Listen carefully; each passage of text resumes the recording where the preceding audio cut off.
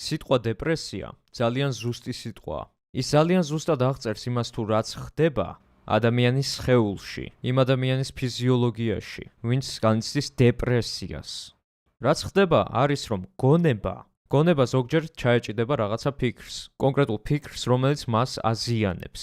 ან შეიძლება იყოს ერთდროულად ბევრი ასეთი ფიქრი. ბევრი ფიქრი, რაც გართმევს ძალას. ეს ფიქრები კი პრესავენ იმ ბიოლოგიურ პროცესებს, რაც ხდება ადამიანის სხეულში. ეს თიშავს სხეულს. ანუ როცა ვიღაცას აქვს დეპრესია, ესე იგი მათი ენერგია შიგნით იკუმშება. ამიტომ ადამიანი, ვისაც აქვს დეპრესია, ან მე ან შენ, როდესაც განვიცდით დეპრესიას, ამიტომ გრძნობთ თავს სუსტად, გრძნობთ თავს მოთენთილად. ჩვენი სუნთქვა სუსტდება, ხდება ძალიან ცარიელი. ჩვენ ხვდებით ძალიან მგრძნობიარე შუქისადმი, რადგან ჩვენი კანი და ჩვენი თვალები იკუმშება და ყველანაირი ზედმეტი ხმაური ხდება ძალიან გამაღიზიანებელი ჩვენთვის, რადგან გარესამყარო გვპრესავს, გვაიძულებს რომ შევიკუმშოთ. და დეპრესიის ზუსტი საწინააღმდეგო არის ექსპრესია, თვითგამოხატულება.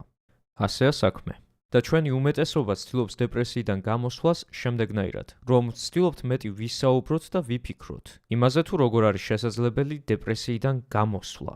მაგრამ ამ მხრივ ჩვენ ვცდილობთ გავუმკლავდეთ პრობლემას იგივე დონეზე, საიდანაც შეიქმნა ეს პრობლემა. ეს შექმნა დეპრესიულმა გონებამ. და რადგანაც ვიცით, რომ დეპრესიის ანტონიმი არის ექსპრესია, ჩვენ უნდა აღვნიშნოთ, რომ ექსპრესია და თვითგამოხატულება ხდება სხეულით. ჩვენ არ გამოვხატავთ ჩვენი ტვინით ან ფიქრებით. ჩვენ გამოვხატავთ ჩვენ თავს ჩვენი სხეულებით. და ჩვენ გვაქვს ტენდენცია, რომ ვუგულებელყოთ ის თუ რამხელა ძალა აქვს.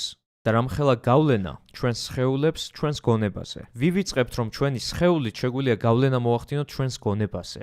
მაგრამ ეხლა შენი გონება შენ მხარეს არ არის. შენი გონება ეხლა აზიანებს შენ სხეულს. მაგრამ ჩვენ სხეულზე კონტროლი კიდევ გვაქვს და შეგვიძლია მოვიცილოთ ამით დეპრესიის ზეწოლა. და ამ მხრივ ჩვენი სხეული ეხმარება ჩვენს გონებას, რომ გამოჯამრთელდეს არაჯანსაღი ფიქრებისგან, რაც აწვება და პრესავს სხეულს. მე თვითონ არ ვარ ფსიქოლოგი. ბევრს ვკითხულობ, ბევრს ვფიქრობ ამაზე და კიდევ რეგულარულად გავდივარ კონსულტაციასაც ფსიქოლოგებთან, რადგან ეს ჩემთვის ძალიან საინტერესო და მრავლისმომცემია. ამიტომ მინდა გაგიზიაროთ იდეა, რაც შეიძლება რომ იყოს თქვენთვის ძალიან მრავლისმომცემი, როდესაც გექნებათ ან გაქვთ დეპრესია. ან როდესაც ვინმე შენ ახლობელს ექნება დეპრესია. რაც მინდა გთხოვო, რომ ცადო არის ზუსტი საწინააღმდეგო შენი დეპრესიისა. მინდა ცადო შენი თავის ექსპრესია. მინდა გაგიზიაროთ თქვენ ერთი განსხვავებული ტიპის მედიტაცია. მას ქვია დინამიური მედიტაცია. ეს მოიგონა ძალიან ჭკვიანმა ადამიანმა. ამ ადამიანს ერქვა რაჟნიშ ოშო. ის იყო ინდოელი გურუ. და საქართველოშიც არის კურსები, საიდანაც უფრო სიღრმისეულად ასწავლიან დინამიურ მედიტაციას, მაგრამ ეხლა რასაც გაგიზიარებთ არის დამუშავებული ფორმა. ცოტათი სახეცვლილი ფორმა რაჟნიშ ოშოს დინამიური მედიტაციისა. არსებობს ამ მედიტაციის 5 სტადია. ჯერ გეტყვით რა არის ესენი და მერე განახებთ კიდეც. ყველა სტადია ეხება თვითგამოხატულებას. პირველი ფაზა არის სხეულის დამუხტვა. უკვე მილაპარაკია ამაზე ბევრი ჩემ ბიოენერგეტიკის კურსებში და ნაშრომებში. რასაც განახებთ არის მთლიანად ბიოენერგეტიკული მედიტაცია. ესე იგი, მუხტავთ სხეულს ქაოტური სუნთქვით. როგორც ვიზამთ ამას არის, რომ მივაწვევით ჰაერს გარეთ. ცოტა ხანში ნახავთ როგორ შვები ამას. მაგრამ ამას უნდა შვებოდე ქაოტურად. ადამიანის ტვინს ძალიან უყვარს, რომ ჩაეჭიდოს რამე ქცევის ან აქტივობების თანმიმდევრობებს. ამიტომ უნდა ამოძრაო შენი სხეული ყველანაირად, სრულიად სპონტანურად და ქაოტურად, სანამ აკეთებ ამ მედიტაციის პირველ ნაწილს. შენ მუხტავ შენ სხეულს შენივე სუნთქვით. მეორე ნაწილს ქვია კათარზისი. ეს არის პირდაპირი გული, შუაგული შენი თვითგამოხატულებისა. ამ მომენტში სრულიად თავისუფლდები. და გამოხატავ ყველაფერს, რაც არ უნდა იყოს. სიცილი, ტირილი, ფეხების ბაკუნი, ყვირილი, ბღავილი, ხელების მკერძერტყმა მაიმუნივით, რაც უნდა შენ სხეულს ბუნებრივად, უფლება მიეცი რომ გააკეთოს ეგ. ამ მეორე ფაზაში, რასაც ქვია კათარზისი. მესამე ფაზას კი ქვია დამიწება.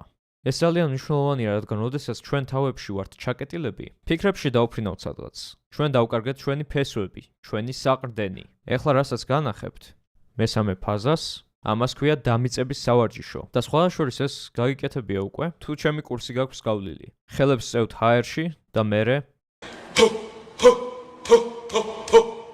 ბრტყელი ტერფით ვეშვებით იატაკზე, მუხლებში გამართული ვართ და ჩვენ სხეულში უნდა გაედინოს ვიბრაცია და ვაძლევთ უფლებას რომ გამოვიდეს ძლიერი ჰუს ხმა. გაედინება ეს ჩვენ სხეულში და გამოვა ჩვენი პირიდან. მეოთხე სტადია არის გათიშვა. გინდაც დაწექი იატაკზე ან დაჯექი სკამზე, მაგრამ სრულიად გაითიშე არ გაანძრიო არც ერთი კუნთი.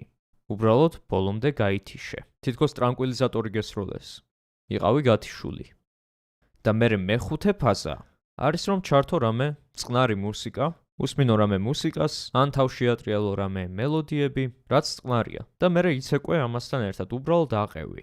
უბრალოდ გაახარე შენი თავი. ეცადე სანამ არ გამოგივა. შეგვიძლია ვთქვათ ამ მეხუთე ფაზაზე.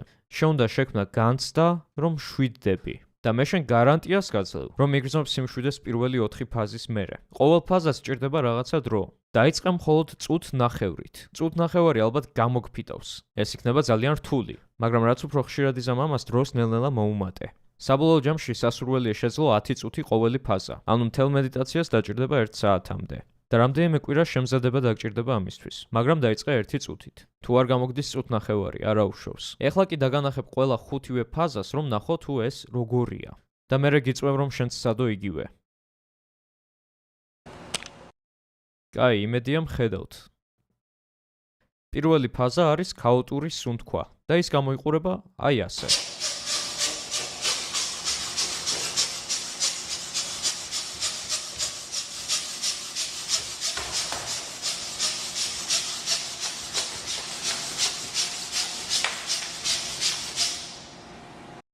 პირველი ფაზიდან გადავიდით მეორეში, კათარზისი.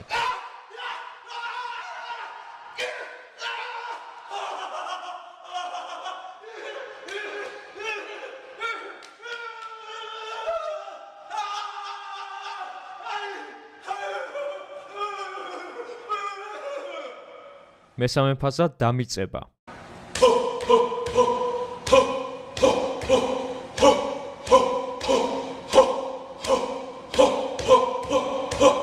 მეოთხე ფაზა გათიშვა.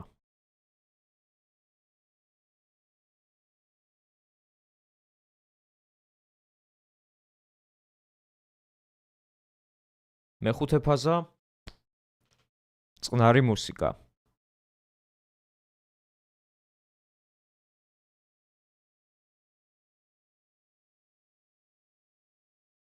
და უკვე ალბათ შეამჩნევდი, რომ ჩემი მცირე დემონსტრაციაც მარტო რამდენად თვითგამომხატველობითია. დეპრესიის ზუსტი საწინააღმდეგო. შენ არ ზიხარ და არ გჭამენ ფიქრები. შენ გამოხატავ შენ თავს. შენ შვები იმის ზუსტ საწინააღმდეგოს, რაც არის დეპრესია, როცა რამე გაწვება. გააკეთე ეს. მიეცი შენ თავს უფლება, რომ ერთხელ გააკეთო ეს. ცადე მხოლოდ ერთხელ. გპირდები, რომ რაღაცა მოხდება. რაღაცა შეიცვლება შენში. მაგრამ უნდა მოიკრიბო სიმამაცე, რომ ეს შეძლო. თუ არ გაქვს ისეთი ადგილი, სადაც შეგიძლია იხმაურო, თუ ხარ ისეთ გარემოში, სადაც სულ სიმშვიდეა და არ შეგიძლია ბოლომდე ყვირილი, არა უშავს გააკეთე ამის გარეშე, ხმების გარეშე. იგივე ეფექტი ექნება. გააკეთე ყველაფერი ხმის გარეშე. მაგრამ თუ გაქვს ისეთი ადგილი, სადაც შეგიძლია ყვირილითაც გამოხატო შენი თავი, მაშინ მანდ გააკეთე ეს. აღმოაჩენ, რომ ცოტ-ცოტათი ნელ-ნელა შენი დეპრესია გაუნთავისუფლებს გზას, შენს ექსპრესიას, შენს თავისუფლებას. ძალიან დიდი მადლობა, რომ ბოლომდე უყურეთ ამ ვიდეოს. მინდა გთხოვოთ ახლა სამი რაღაცა. პირველ რიგში, რომ დაალაიქოთ ეს ვიდეო, ასე მეტი ხალხი ნახულობს ამ კონტენტს. მეორე რიგში, რომ გამოიწეროთ ეს არხი და მესამე და ყველაზე მნიშვნელოვანი არის, რომ მე მჭირდება თქვენი დახმარება. მარტო ვერ ვასწავლი საქართველოს თვითგამოვითარებას, ამიტომ დიდი თხოვნა მექნება, რომ ეს არხი გაუზიაროთ თქვენ ერთ მეგობარს მაინც. და მოდი ერთად ვასწავლოთ საქართველოს.